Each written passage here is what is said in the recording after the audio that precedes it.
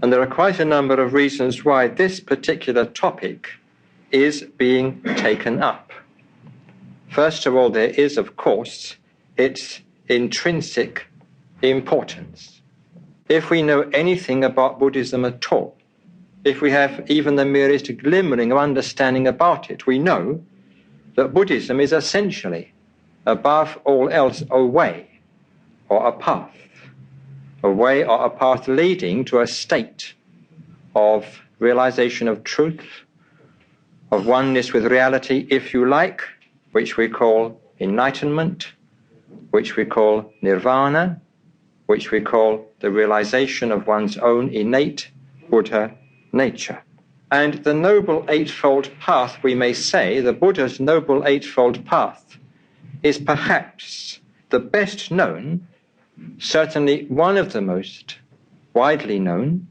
of all the formulations, of all the ways of explaining and expounding this way or this path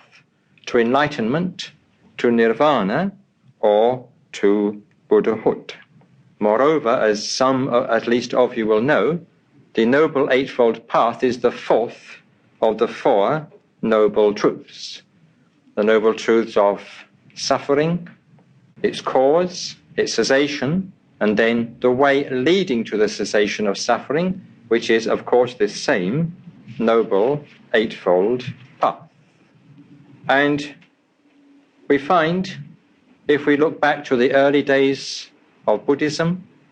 if we look back to the first occasion when, after his enlightenment,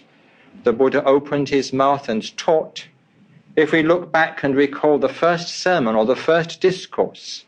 the discourse of the turning of the wheel of the Dharma in the deer park at Benares,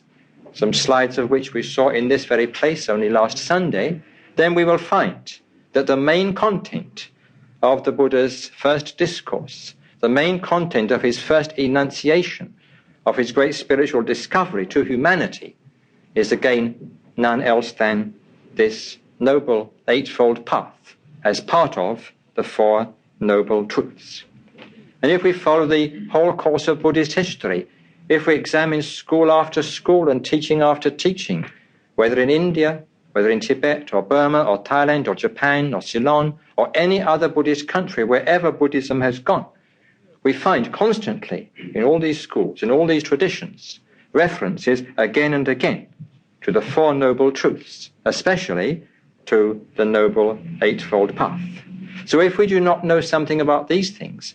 if we don't understand the Four Truths and the Eightfold Path in some detail, then we know very little indeed about Buddhism. Now, if we want to know anything, at least, we should know these things, the Four Noble Truths, and especially the Noble Eightfold Path. And week by week, we shall be dealing with just one step, one anga, to use the correct term, of the Buddha's Noble Eightfold Path. And today, in our first talk in the series, under the heading of the nature of existence, we are dealing with right understanding, which is the first step, the very first step of the Eightfold Path. Now this evening, we've got rather more ground to cover than we shall be having to cover in future talks. I want to speak principally about three things, or deal principally with three major topics. First of all, I want to say something about the Noble Eightfold Path in general. Then I want to go on to say something about the relationship between right understanding, the first step or first anga of the path, and all the other 7 steps.